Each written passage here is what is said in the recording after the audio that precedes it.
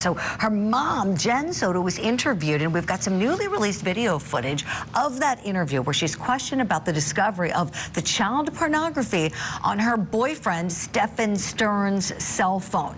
Now, this interview occurred while they were still trying to locate Madeline. The 13-year-old disappeared in late February, was found on March the 1st in a rural wooded area in Florida. Osceola is the county where she was found. Stephan Sterns is charged in her murder. Initially was held on charges of child sex abuse based on what was found on the cell phone. Now, this police interview has us wondering, was Jenn Soto lying to police? We're going to go through some of the clips now with a very special guest. Let's welcome her. And now, jury consultant and human behavior expert, Susan Constantine. Susan, always great to have you. Let's go. So we've got this first clip where Jennifer Soto is explaining why she offered her boyfriend a lawyer. You offering him a lawyer is very weird. I know. That was still me under the assumption that, I think at one point you guys interviewed me, and when you guys showed me the picture of her, I believed the sexual stuff, but I didn't want to believe that he had done anything evil to her. I'm like, no, what if he did this stuff fine, but what if she's still missing out there? What if somebody took her? Okay, Susan, what do you think? Well, what I'm first of all listening to is the flow of her language. So there's a lot of kind of stop, start, restart again, and the kind of the break and flow. So she's thinking very quickly to trying to kind of put up her story because she knows it doesn't really make sense. So that's a real problem for me. The other thing is that why would she then, ask about an attorney? That just doesn't make sense, because she says that she realizes that he could have been a pedophile, but then she dismisses it. So she distances herself from that, which is really alarming. So when you know that you knowingly know at that point in time that person was a pedophile, was assaulting your child, you downgrade them to an assailant, a rapist, or pedophile. The fact that she still has that close connection is really strange. It reminds me of Wade Robson and Michael Jackson case, which is one of the cases I worked on. So when they don't distance us, they still have that close relationship. Ooh, that's a big problem for me. Oh, this is fascinating. And Susan, in the next clip, you'll hear the officer talking about how she's making Stephan Sterns a priority. Let's watch. So we showed you photos of Stephan raping. No. First thought you had was to ask his father if you should get a lawyer? No. I saw a picture. I didn't see the rape. I didn't know she was getting raped until yesterday. I saw the picture of the oral sex happening, and I knew that was true, right? That's evidence. That's for real. That's fucking happening. But I kept thinking, they're going... I don't know why I can't tell you why my brain kept thinking, no, he didn't kill her. Not that he didn't kill her, but she's still missing. She's still out there. She was taken. Yes, he's done this to her, and that's not okay. But I swore I felt in my body she was still alive. She was still out there. I told Chris to get him a lawyer because I felt like you guys were chasing the wrong person.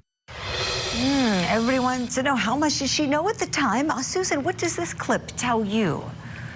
Well, that tells me that she did suspect something was going on, or she knew something was going on, because she was very sheepish. When you see her body language, she's leaning forward, she's holding her hand. These are like controlled or defensive gestures, right? So, and then her kind of shoulders are slumped over. That's a really unusual stance to take, because if she really believed it, her body language would come outwards, like she would be emphatic, right? Like she had no idea. She doesn't do that. Her gestures are very small and insecure. And so then with that disfluency in her language, and then she starts to do the chopping. She distances too. When you put the palm back up this way, it's like, don't include me. I didn't know anything. And I think that falls into the fact that she's trying to set us up with the medication and that she was sleeping, because she's trying to pretend that she was completely oblivious. I do not believe it. I think there's a lot of indicators here that's telling me she knew it was was going on,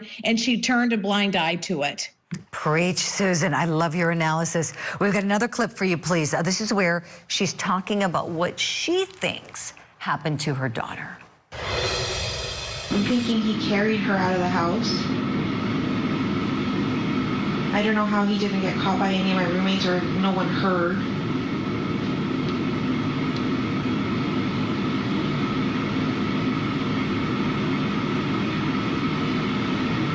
You're saying he drove around, all around town.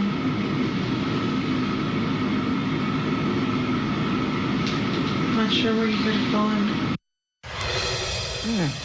Susan, what'd you think of that clip?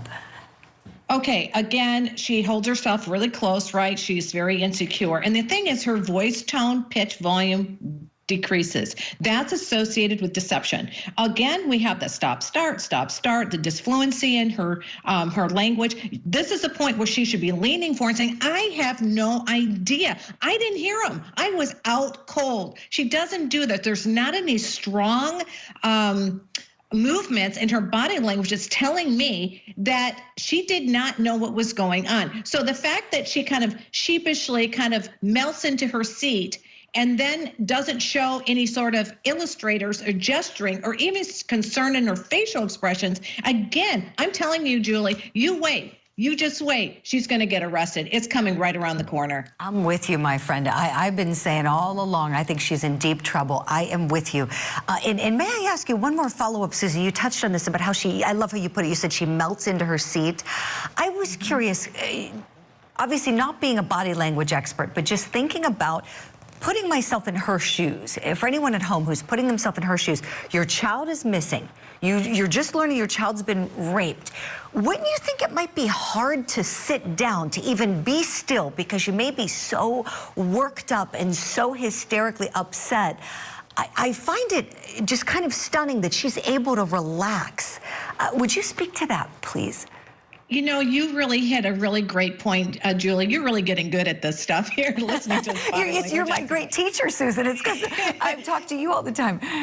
Yeah, so you're right, because when you have all this anxiety, thoughts are just flooding through your mind. It's like a teapot, right? So you can't contain it because it's going to leak out in the steam. So anyway, yeah, she should be moving around. You should see some movement. I don't see it here. The fact she's really still, is she still? I think that she's hiding something. Incredible analysis from you, as per usual. Susan Constantine, human behavior expert, thank you for all of that. We'll see you soon.